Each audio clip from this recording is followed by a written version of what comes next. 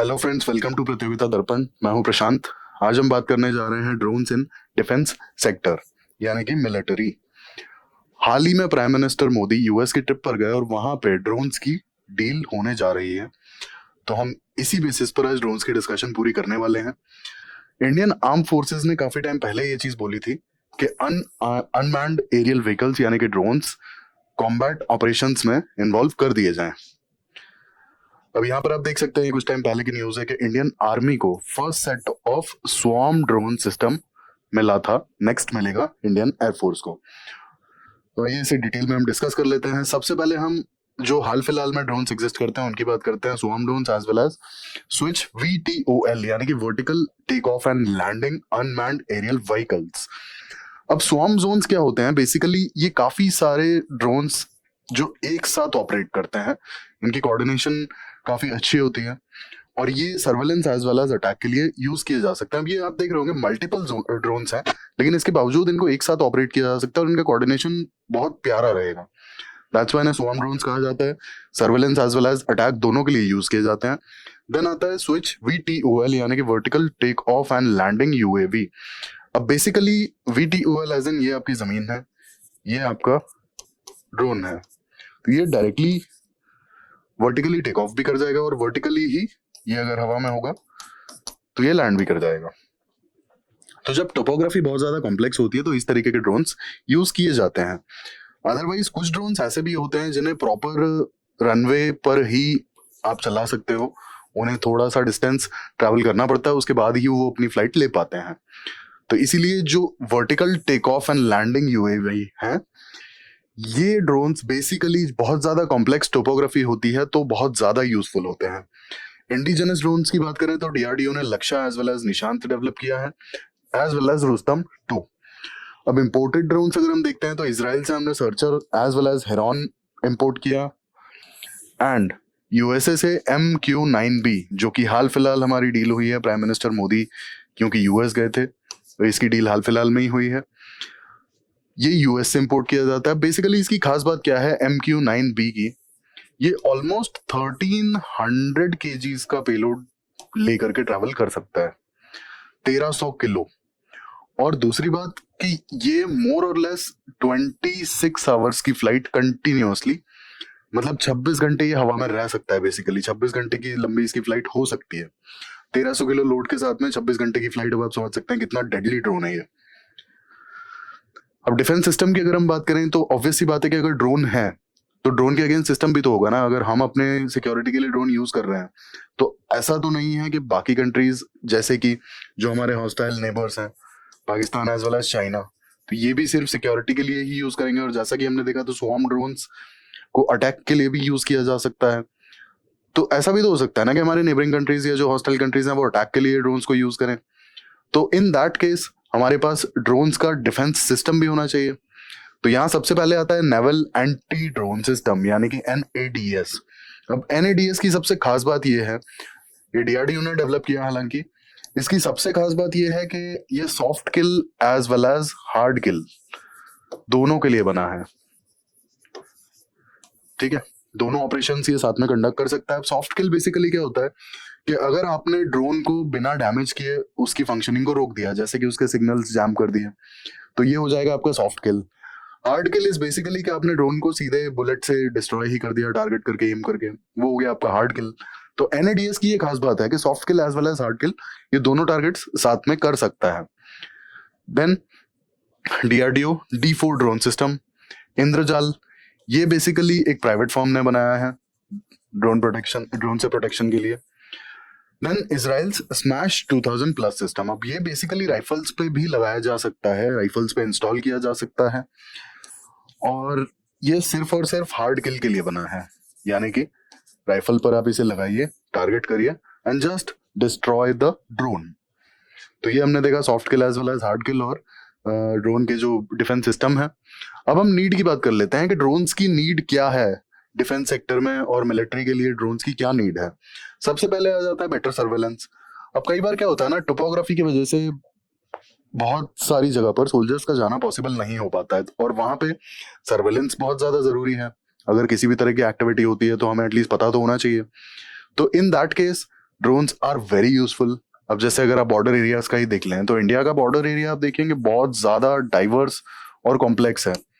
आप जैसे कश्मीर का एरिया देख लें, इसके बाद बांग्लादेश से जो बॉर्डर्स हैं, अब कश्मीर में आप देखेंगे तो इट्स अबाउट हिमालयाज, बांग्लादेश के साइड देखेंगे तो इट्स ऑल अबाउट रिवर्स, ठीक है। देन नॉर्थ ईस्ट के आप जितने बॉर्डर्स हैं वहां पर भी होता है ना कि बहुत कॉम्प्लेक्स टोपोग्राफी है, पूरे पहाड़ी पहाड़ है, हिमालयाज, ईस्टर्न हिमालयाज। तो ये जो कॉम्प्लेक्स टोपोग्राफी है ना, ये कई बार सर्वेलेंस बहुत मुश्किल बना देती है। ड्रोन यहीं पे हमारी मदद करेगा। देन रीजनल सिक्योरिटी,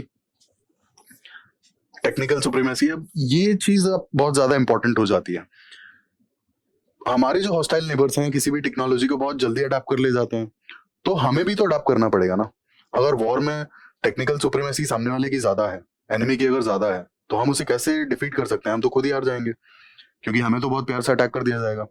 तो इसीलिए टेक्निकली हमें एडवांस होना बहुत ज्यादा जरूरी है। दैट्स व्हाई ड्रोन्स को आर्म फोर्सेस के कॉम्बैट ऑपरेशंस में ड्रोन्स को इन्वॉल्व करना, उन्हें इंडक्ट करना बहुत ज्यादा जरूरी है इस टाइम पे। रीजन बीइंग, जैसे हम देख रहे हैं आजकल कि यूएस, ईरान, पाकिस्तान, यहाँ पर होता है ना ड्रोन अटैक्स हो रहे हैं, बकायदा ड्रोन्स अटैक के लिए यूज किए जा रहे हैं। तो इंडिया इनमें क्यों पीछे रहे? Then reconnaissance and tactical support. अब कई बार क्या होता है कि आर्म फोर्सेस की जब मूवमेंट्स होती हैं या किसी तरह का सर्वेलेंस की जरूरत है, ठीक है, आर्म फोर्सेस को, तो उस केस में टैक्टिकल सपोर्ट के लिए ड्रोन्स काफी हेल्पफुल होते हैं, है ना। जैसे आपको मिनिमम मूवमेंट के साथ में सर्वेलेंस करना है, या फिर आपको होता है कि कंडीशन देखनी है कि ग्राउंड कंडीशन क्या है, तो उसके लिए drones are very helpful. Then reduced cost. अब बेसिकली आप अगर अपनी मशीनरी या फिर होता है कैमरेज या फिर होता है ना कि आप मैन पावर को ही अगर डिप्लॉय करेंगे तो उसमें काफी ज्यादा कॉस्ट पड़ जाती है। यहाँ पर आपको डायरेक्टली एक रिमोट ऑपरेटेड ड्रोन लेना है जो आपको पूरे सर्टेन एरिया का सर्वेलेंस करके लाकर दे देगा। आप बैठे बैठे यहाँ से देख सकते हैं कि 300 किलोमीटर दूर पर क्या हो रहा है।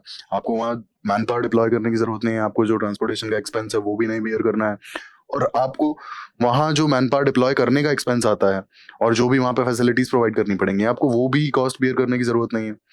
तो कॉस्ट काफी कम हो जाता है ओवरऑल सर्वेलेंस वगैरह के लिए। Then lastly pilot safety. अब ये है बेसिकली अनमैन्ड एरियल व्हीकल्स, ठीक है।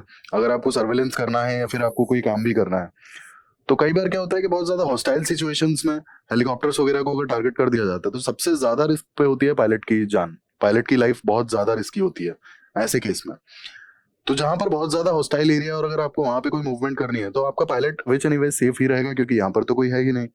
यहाँ पर तो एक बंदा कई 100,000 किलोमीटर दूर खड़ा होकर रिमोट से सब कुछ ऑपरेट कर ले रहा है, तो पायलट की भी सेफ्टी बहुत ज्यादा मतलब इंश्योर्ड है बेसिकली। तो ये हमने इनके बेनिफिट्स देखे कि ड्रोन्स अगर आर्म फोर्सेस में इंडक्ट कर दिए जाते हैं तो क्या बेनिफिट्स होंगे। अब आते हैं कंसर्न्स की तरफ। कंसर्न्स बेसिकली सबसे पहला कंसर्न आता है डीह्यूमनाइजिंग वॉरफेयर। अब ऑब्वियसली बात है कि मशीन सिर्फ और सिर्फ टारगेट करने के लिए बनाई गई है, ठीक है। मशीन अपना ब्रेन यूज नहीं करेगी कहाँ क्या करना है, तो ये एक बहुत बड़ा कंसर्न है। रीजन बीइंग ये है आर्टिफिशियल इंटेलिजेंस। आप जितने डेटा प्रोवाइड करेंगे उसके बेसिस पे कई बार डिसीजन लेना होगा, और अगर डेटा आपका बायस्ड है या फिर डेटा आपका प्रॉपर नहीं है तो मशीन क्या डिसीजन लेगी पता नहीं, वो मतलब बहुत ज्यादा रैशनल नहीं होगा basically. Then absence of accountability, risk of shared liability. अब अगर कहीं पे drone, it's obviously it's machine, अगर हैक हो जाता है या फिर बाई चांस माल फंक्शन कर जाता है तो किसकी अकाउंटेबिलिटी है? देन नेक्स्ट इज डाटा बायस। अब अगर एआई यूज करके ड्रोन्स को डिजाइन किया जाता है तो कौन सा डेटा प्रोवाइड किया गया है AI as well as machine learning के लिए? अगर वो डेटा बायस्ड है तो ऑब्वियसली बात है कि प्रॉब्लम्स क्रिएट करेगा ही machine. Then detachment from the ground realities. अब ऑब्वियसली बात है कि अगर आप रिमोट से ऑपरेट कर रहे हैं तो आपको ग्राउंड रियलिटी के बारे में पता ही नहीं होगा ना कि कहाँ पे सिविलियंस है और कहाँ पर डिफेंस पर्सनल्स हैं। Doctrinal paradox as well as limitations in uses of current drone capabilities. अब यहाँ पे डॉक्ट्रिनल पैराडॉक्स सबसे बड़ा इशू जो आता है वो ये आता है कि डिफेंस यानी कि आर्म फोर्सेस के अपने कुछ रूल्स होते हैं, ठीक है, कुछ कोड्स होते हैं, कुछ कोड ऑफ कंडक्ट होते हैं, कुछ रूल्स होते हैं, कुछ प्रिंसिपल्स होते हैं, बट मशीन्स के केस में ये चीज वैलिड नहीं है। रीजन बीइंग आप मशीन लर्निंग पूरा पूरा डेटा के बेसिस पे करवाते हैं, और ड्रोन्स उतने रैशनल और उतने एथिकल डिसीजंस लेंगे ऐसा पॉसिबल होगा या नहीं ये हमें आने वाले फ्यूचर में ही पता पड़ेगा। हाल फिलहाल के लिए ये बहुत बड़ा कंसर्न है। अब यहाँ पर हम रेगुलेशंस देख लेते हैं कि रेगुलेशंस क्या क्या है इंडिया में। सबसे पहला आता है ड्रोन रूल्स 2021, देन आता है digital sky platform and regulations of drone market. अब ड्रोन रूल्स इज बेसिकली आपके जो भी ड्रोन के फ्लाइंग के जो रूल्स हैं, दिस ये रूल्स गवर्न करते हैं ड्रोन फ्लाइंग को। Then digital sky platform is about the management of the traffic of drones. Lastly regulations of drone market. अब यहाँ पे एक बहुत इंपॉर्टेंट बात यह है कि 2022 में इंडिया ने ड्रोन की इंपोर्ट को बैन कर दिया था।